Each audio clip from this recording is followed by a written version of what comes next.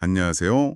오늘 당신이 보내주신 유튜브 영상을 가지고 하나님께서 태초부터 교회를 어떻게 계획하셨는지 또 이루어 오셨는지 그 긴 역사를 한번 따라가 보려고 해요. 네. 창조에서 시작해서 지금 우리가 아는 교회까지 이르는 정말 흥미로운 여정인데요. 네, 맞습니다. 이 영상이 창조, 타락, 노아 홍수, 바벨탑, 아브라함 부르심, 출애굽과 시내산 언약, 와, 정말 많네요. 네, 왕정시대와 포로기까지 거쳐서 예수님을 통한 새 언약, 그리고 마침내 교회 탄생까지 이 방대한 성경 역사를 다루고 있어요.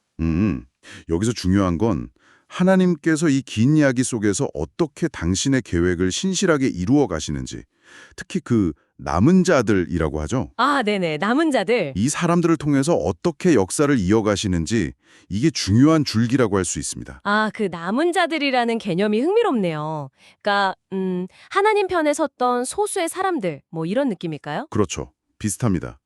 영상에서는 그 시작을 창조와 타락 직후로 보는데요. 네. 원래 하나님은 인간과 깊이 교제하고 함께하기를 원하셨지만 인간이 그만 자유의지로 하나님을 떠났잖아요. 그렇죠. 타락했죠.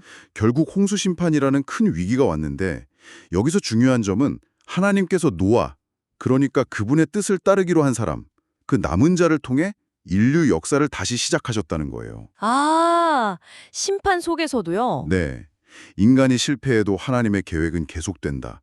이런 신호탄 같은 거죠. 그렇군요. 그런데 홍수 이후에도 인간은 또 교만해져서 바벨탑을 쌓잖아요. 하나님처럼 되려고.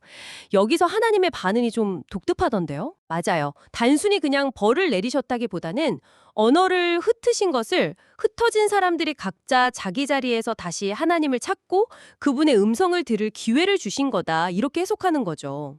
오, 기회를 주셨다. 네. 그리고 바로 이때 하나님께서 또 다른 중요한 인물, 아브라함을 부르십니다. 아, 아브라함이 여기서 나오는군요. 네. 아브라함이 특별히 의로워서라기보다는 아마 조상들로부터 들었던 그 하나님 이야기? 어쩌면 노아 후손들 얘기겠죠? 그걸 마음에 품고 있다가 부르심에 네 하고 응답했기 때문일 거라고 봐요. 실제로 여러 고대 문명의 홍수 이야기가 남아있는 걸 보면 당시에 하나님에 대한 이야기가 꽤 퍼져 있었을 텐데 아브라함처럼 믿음으로 반응한 사람이 드물었다는 거죠. 그 시대의 남은 자인 셈입니다. 그렇군요. 아브라함 한 사람의 믿음에서 시작해서 큰 민족 이스라엘이 되는데 이집트에서 또 위기가 오잖아요. 그렇죠. 세속화되면서 위기에 처하죠. 이때 하나님이 모세를 통해 구출하시고 그 유명한 시내산에서 언약을 맺으시죠. 네, 시내산 언약. 이게 정말 중요해 보이더라고요. 아주 중요합니다. 시내산 언약은 이스라엘 백성에게 너희는 이렇게 살아야 해 하는 하나님 나라의 법도, 그러니까 삶의 청사진을 구체적으로 주신 사건이에요. 아, 청사진. 네, 이걸 통해 세상을 향해 하나님 뜻을 보여주는 제사장 나라가 되도록 길을 열어주신 거죠. 어떻게 보면 에덴 동산에서 깨졌던 하나님과의 관계를 국가적 차원에서 회복하려는 시도라고 볼 수도 있고요. 그런데 그 청사진을 받고도 이스라엘 역사를 보면 계속 실패하고 넘어지는 모습이 나오잖아요. 광야에서도 그렇고 가나안 땅에 들어가서는 왕을 달라고 조르기도 하고. 맞아요. 그게 참 인간의 연약한이죠. 광야에서 불신앙, 사사시대의 혼란, 왕정시대에도 물론 다윗 같은 신실한 남은 자도 있었지만 네, 다윗 왕. 네. 하지만 결국엔 나라가 분열되고 우상숭배하다가 멸망해서 포로로 끌려가기까지 하잖아요. 그런데 중요한 건 나라가 망해도 하나님의 계획은 끝나지 않았다는 겁니다. 오히려 그 실패와 고난 속에서 아, 포로기의 선지자들이 활동하면서 그 글들, 그러니까 구약 성경의 뼈대가 되는 글들이 정리되고 백성들이 하나님의 마음을 더 깊이 깨닫는 계기가 되었다. 이 말씀이시죠? 바로 그겁니다.